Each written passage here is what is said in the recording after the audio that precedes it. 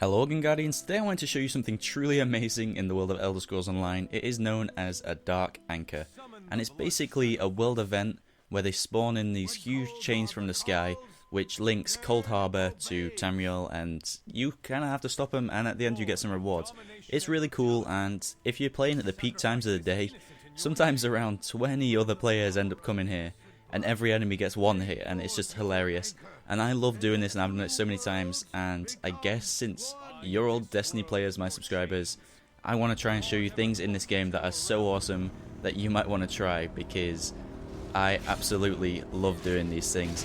Now, I probably shouldn't have teleported into that guy just then, because I'm going to get absolutely wrecked. You see that? Look, just the way it comes down, I just think it's incredible. I was only in third person just then, because I was playing some sweet musical instrument for that guy who was sat next to me. I don't know, I would compare this to a public event in Destiny, but on a sort of more grander scale. I think it's better done than a public event, because even when there's a lot of people, the enemies do still take a bit of a beating, but a lot less than you'd think. And yeah, I don't know, just soundtrack, everything about it. I love it so much. This game is my new addiction. I still go on Destiny sometimes, and I will carry on playing Destiny, but right now, I am absolutely in love with this, and if you play Destiny, I definitely recommend you try this. It is brilliant. I haven't got off it since. I have barely touched Destiny. Even the Taken King, I saw a trailer for that, and I was kind of like, do I really want to play that? Because obviously I will, but right now, my mind is not set on Destiny at all. I have a newfound love in the Elder Scrolls Online. It is just amazing. So, it looks like a lot of other players are starting to spawn now. What is it? There's maybe like 10, 15 of them here. So many health bars around, and the enemies just do not stand a chance. I am currently playing as a Redguard Nightblade. On the video that I made asking everyone to decide what character I play, those were the most requested. Redguard is essentially lots of stamina and also bonus XP when you use one weapon with a shield. But I didn't want to be weapon and shield, I want it to be dual wield weapons because I think it's way more badass. As for Nightblade, it's all about sort of stealth and things like that, and getting bonus crits and shit. So the moves I've picked, because of my dual wield, I've got one move where he literally just sort of stabs the enemy over and over again, and it's brilliant.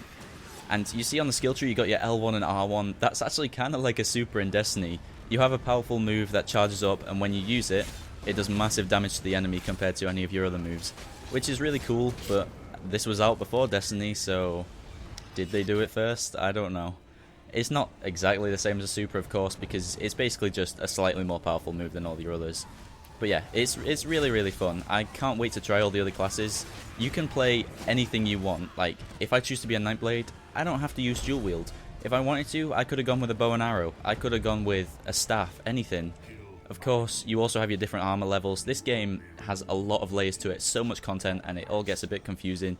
You got your light, medium, and heavy armor. Heavy armor sort of dictates your full armor rating. It's totally focused on that. If you upgrade your medium armor, however, though, you then get perks that increase your stamina, stuff like that. And if you upgrade your light armor, then you start getting perks that increase your magicka, so you can use more spells. It's all very interesting, and you've got this whole crafting system behind it as well. So we've just completed this. These little pinion things come out, and those are basically what break the bonds, and then the ring gets destroyed. All this starts plowing down. This is basically the enemy dying because you're breaking the link between the two worlds, and yeah, they just don't stand a chance. I'm really not sure what this glowing on my screen is right now. It's like I'm going to explode with a supernova from inside. And here is a chest. Hopefully I get something rare, because that would be sweet. Just got some rawhide braces of health.